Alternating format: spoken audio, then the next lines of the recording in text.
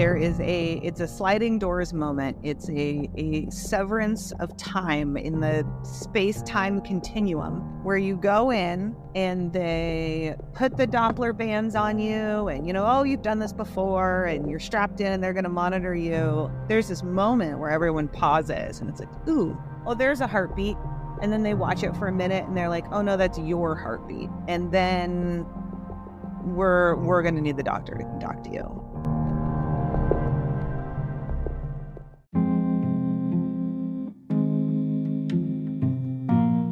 Welcome back to A Fresh Story. This episode is part of a special series for October, as it is Pregnancy and Infant Loss Awareness Month. We are honored to hold space for these profound conversations and share these stories. These stories may be of grief, but they are also of hope, resilience, and most of all, unconditional love. As a reminder, be gentle with your heart. And if you are not able to listen to this episode at the moment, we understand and we're holding you close. These conversations will change you as they have changed us. I'll let these amazing women tell you in their own words.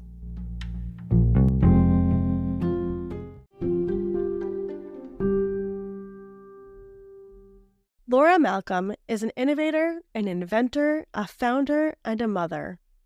Laura is the founder and CEO of Give InKind, which is an incredibly necessary platform to help normalize support for hard life moments, and good ones too, by eliminating the overwhelm of supporters coming together to help their people through these moments.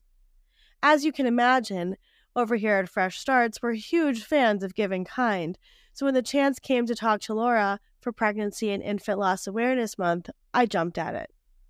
You see, Laura is a lost mom. Her daughter, Layla, was stillborn on November 11th, 2013. And it was Layla's death that ultimately became the impetus for Laura and her husband to found Give InKind. Laura and I talked about why community support is incredibly important during those tragic life moments, what it's like to really leave the hospital without your baby, how she honors Layla's life and spends time with her these days, and the power of Give InKind to make sure no one feels alone during those big, hard life moments. Yeah, so my name's Laura Malcolm. I am the founder and president of a company called Give InKind, which is a platform for organizing support through big moments. I live in Tacoma, Washington, and I have 2 living sons who are 5 and 8, and one daughter who's would be coming up on 10 here next month. When we talk about not talking about loss enough, right? I think that there is some awareness building around miscarriage and how that impacts people. There also is a misconception that you can hit certain safe spots in your pregnancy, and this idea that, I'm 12 weeks along, I'm 20 weeks along, I'm going to bring this baby home. We all assume that we're going to. And in 2013, my husband and I had our first pregnancy. We were both thrilled, of course, to find out we were pregnant, being second marriages for both of us, both on the, on the older side. I mean, I was pushing 30. I'm not now I look at that and go, I wasn't older by any stretch. But he's 10 years older than me. And we were anxious to get started. I had been a nanny in my pre-tech career. I was somebody who was obsessed with babies my whole life. And so we found out we were pregnant and had a feeling that it was a girl. We just sensed. I'm an older sister. And right after we found out we were pregnant, we found out that my sister-in-law was also pregnant with a girl. And these would be the first girls on that side of the family. And we were due the same day. December 12th was our due date. She was going to have a scheduled C-section. But it was really, really special for this family that I married into. That had little boys that had been born, cousins born at the same time. And then, wow, what are the odds that there's 2 little girls that are going to come?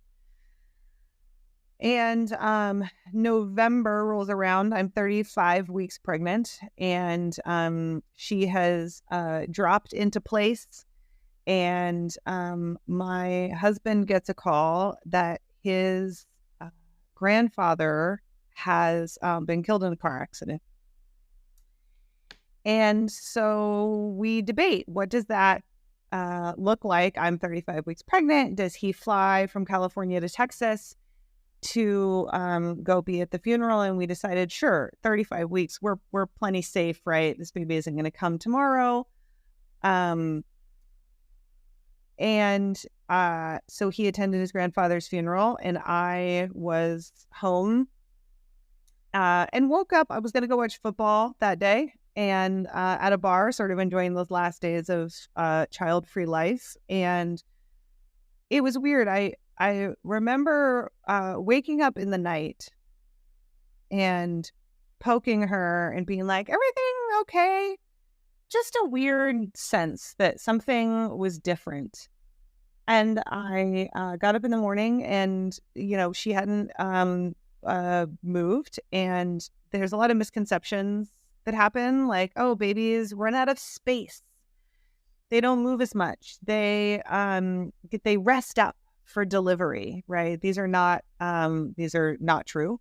They're things that we say, but anyone who's ever been in the last days of pregnancy can tell you, no, normal, healthy babies are trying to push their way out of your stomach. It feels like they are not, resting up and hunkering down for delivery. And so tried all the tricks all day long until about noon. I drank juice and cold water and laid on my left side and had a Coke. And then I called my OB at from the bar at noon and said, hey, I'm having some contractions, and also there's not a lot of movement. And he said, come on in. And I was excited. How naive was I, right? I'm like, ooh, maybe this baby's going to come. And my sister-in-law is a NICU nurse, and she was there with me. And I'm like, no, nobody needs to come with me. Nobody needs to come with me. And as I walked out to my car, she's running up behind me, and she's like, no, I'm going to come with you. And as we pulled up to the hospital, I said to her, worst case scenario, I am having a C-section right now, and James isn't here. Because I thought that was the worst case scenario. I literally not on my radar that there was anything else that would be happening, right? We had a baby shower. The clothes were folded and clean and like ready to go, right? Everything was about how I was going to birth this baby. We had a doula. I was so concerned with, I'm going to labor at home for as long as possible, and I'm going to be in front of the Christmas tree, and I'm going to do my birthdays in December. And so this was like everything wrapped up in this little Christmas baby. And, I'm sure your guests have talked about this moment, right? It's a sliding doors moment. It's a severance of time in the space-time continuum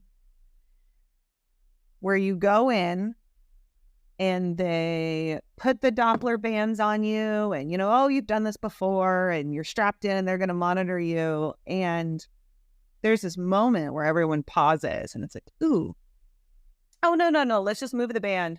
Oh, there's a heartbeat. And then they watch it for a minute and they're like, oh, no, that's your heartbeat. And then we're going to get the ultrasound machine. And then we're going to need the doctor to come talk to you. And yeah.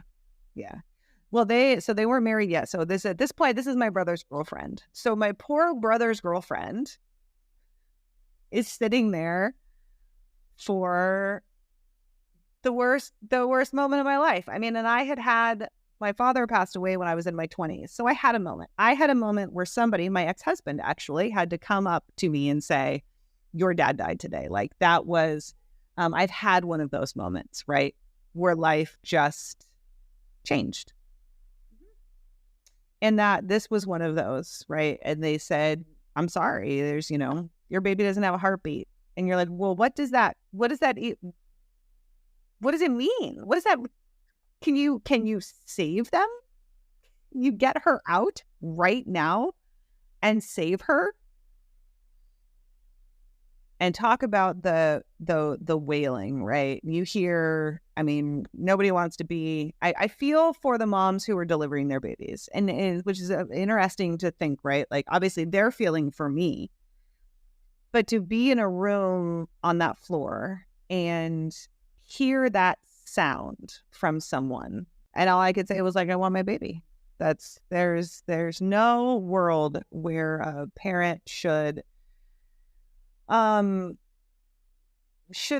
learn, right, that they are going to have labor induced, right? There's no, people ask, how do you have how does that, do they rush you in for a C-section?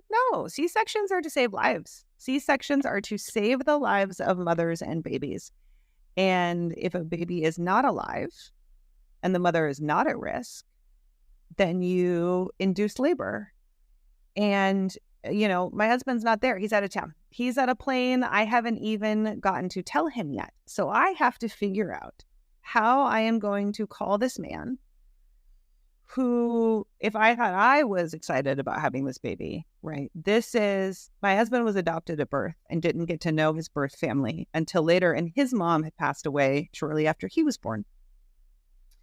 So he has never gotten to see or be with either of his biological parents. So having this baby, this little bit of him that was going to come out, be taken away from him, felt it's just devastating. Isn't even right. There's no words. It's cruel. And I had to call him the day after his grandfather's funeral.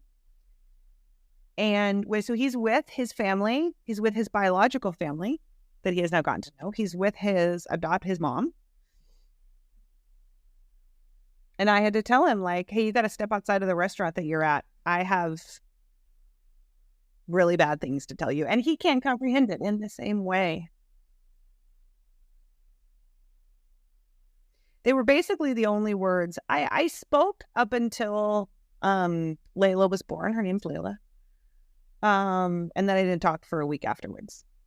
I was in the mode, right? I texted my coworker. I texted my boss, like, hey, Claire, I don't know when I'm coming back to work. I, had to communicate with family, and I was sort of in the mode, and my best friend was there. Everybody, I needed people to bring things for me, and I was in triage mode, crisis planning mode until she was born, and then I was completely shut down.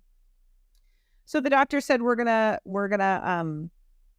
induce you. And I said, you can't, my husband's not here. And they're like, don't worry, you're not having this baby in the next hour, right? This is a long, slow, painful process and torture. And I had planned everything I could for a natural birth, and I still wanted to do that. And so they're loading me with Pitocin, and my doula is there. It's her first stillbirth. So she's working with other doulas in the community trying to get advice. And our birth teacher is there, and she's bringing, books that you don't want to have on your bookshelf, but you do. She's trying to prep me with things like, what do dead babies look like when they come out? Because it depends on how long they've been dead, and we don't know. So there's all sorts of things that you need to know. And so 36 hours later, she's born, and we had arranged for things like Now I Lay Me Down to Sleep is an amazing organization that photographs babies. Yep. And they came and did an amazing job. And my husband did make it, and before she was born, we just laid there and cried, and they ended up convincing me not to have a natural birth because that was unnecessary. And when my doula arrived, she said that the nurses were all lined up outside my door, listening to me in the, physical and emotional pain, and begging her, you need to go and tell that woman to get an epidural. like this is unnecessary. She's torturing herself. So, and then that allowed us to spend the time that we needed, and we spent time, holding her and loving her, and then, it's never enough time. And then we say goodbye. She looks so much like our younger son now, who, is 5. But that's the thing that people don't, I didn't know in that moment, right? I asked people like, should I hold her? Like, what an insane question. But you don't know, right? You don't know that connection that you have. And so we're so grossed out by the idea of dead babies. Like if we're going to be totally transparent and blunt about this, right? Like that is horrifying to people. And yet, in that moment, so my OB, bless him, he ended up delivering my second child as well. He had said, and I don't know that this was a good thing, in that moment before she was born, he said, we don't know what she's going to look like. And I think that scared me a little bit, right? Because it's true, we don't know, right? And there's time is not a blessing in terms of how quickly babies are born after they pass away in utero. And he called for a hat right after she was born. And so I didn't look, right? I had my head turned. And they pick her up and they put her on my chest. And the nurse is whispering to me, like, she's perfect. She's perfect. You know, look at her. And it's so interesting because there's this moment where she is warm because she has been in my body. And I was like, in that little moment, I could just pretend there is a weight of a warm baby on your chest. That part of all of this was just like my other births.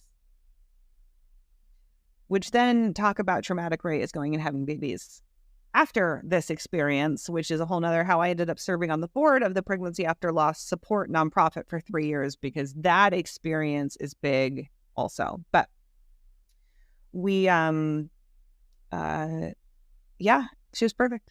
We took pictures, dark hair, long lashes, 6 pounds, 9 ounces. Like, she would have been fine. That's the excruciating part, right? She was an almost 7-pound baby at 35 weeks. There was no cord. It was completely unexplained. Like, there was no issues with the cord. There was no issues with the placenta. All they can guess is maybe she compressed her own cord as she was descending. Like, that's how fragile this is. That is how, that's how fragile this is. Like, babies are a miracle. So we stayed with her. They did not have a cuddle cot. We stayed with her for about 4 hours. She was born late at night. And I had my best friends go to my house and dig out a bag of my dad's t-shirts that I kept. And I had them bring them, and we wrapped her up in one of those. And that is what they took her in. There's decisions to make, which is also insane, right? Like, hi, so before you birth this baby, you have to decide what funeral home is going to pick them up. Are you going to bury them or have them cremated? Right? I have written in the past about the differences between my dad and my daughter dying, and the circumstances under which you make those decisions. And like I said, I'm a like all business, go into project management mode. But wow, it's different when you are in active labor.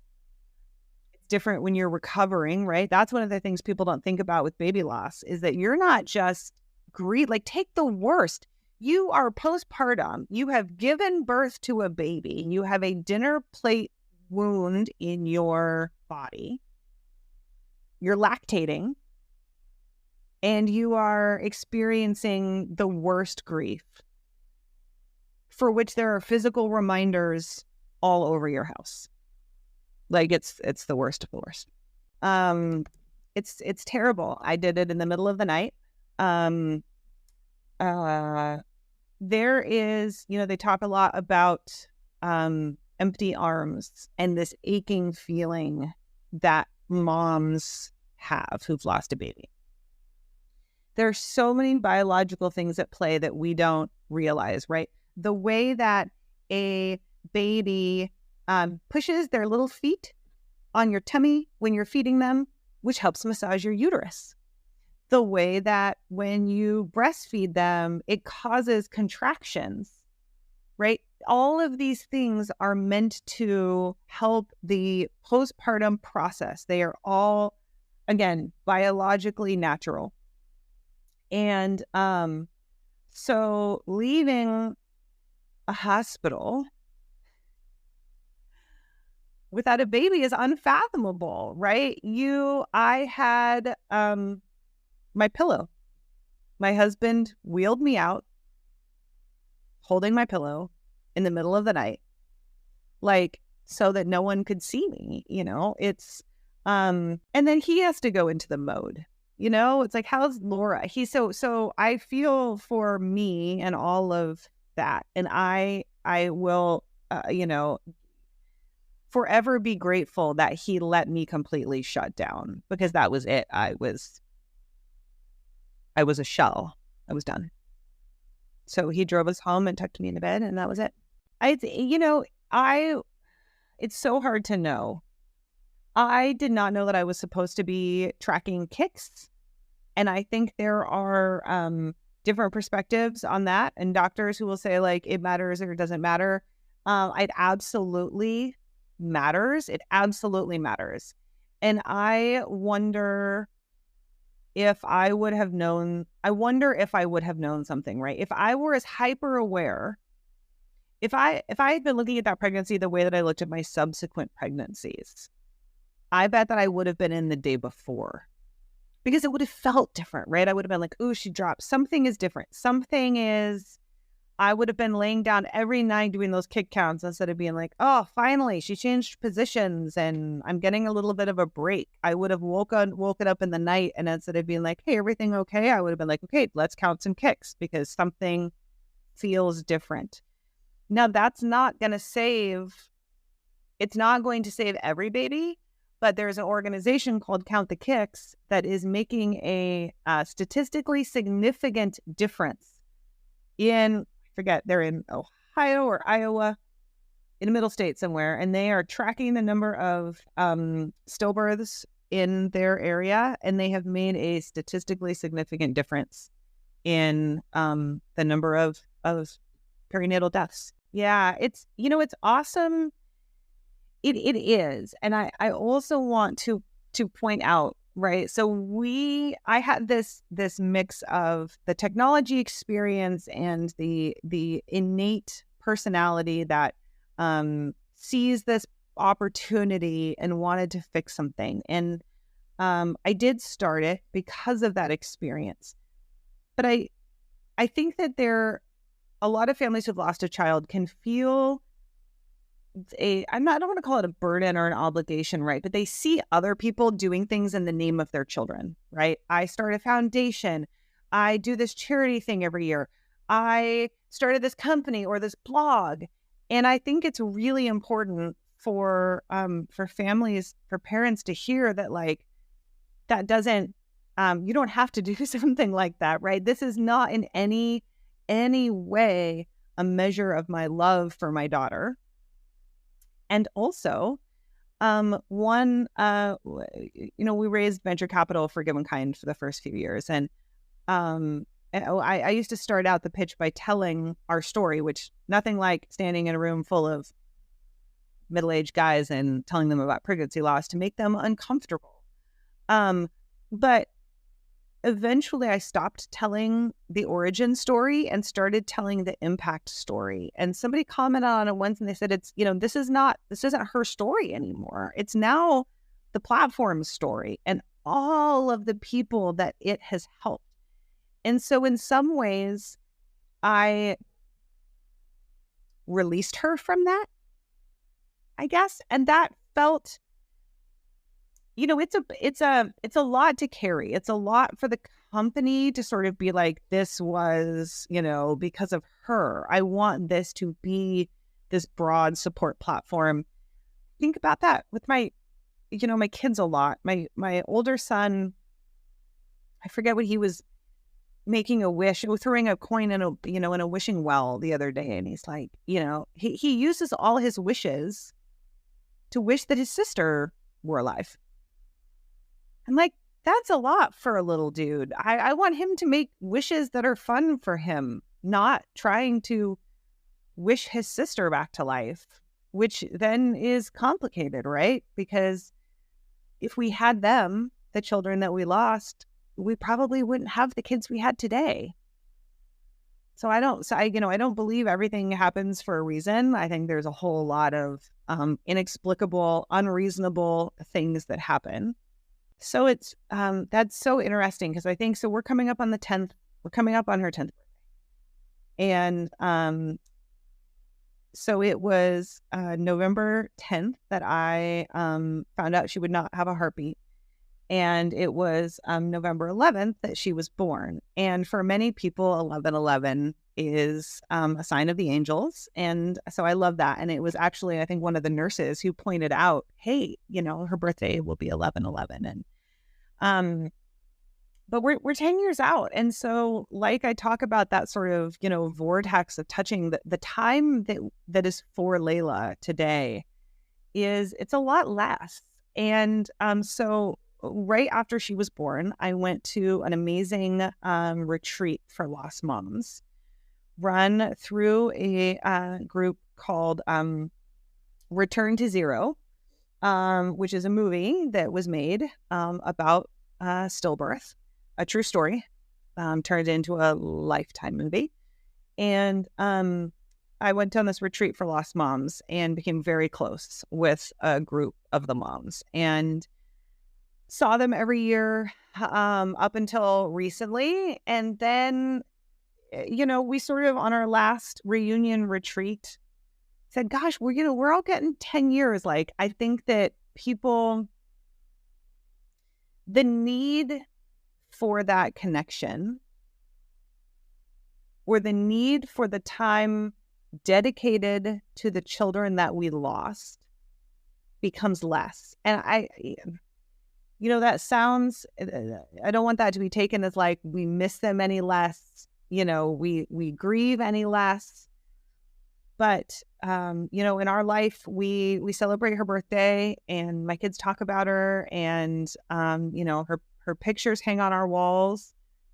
But, the need to sort of have that time decreases. So it's been interesting over the last 10 years what that process has looked like. It's so much grace.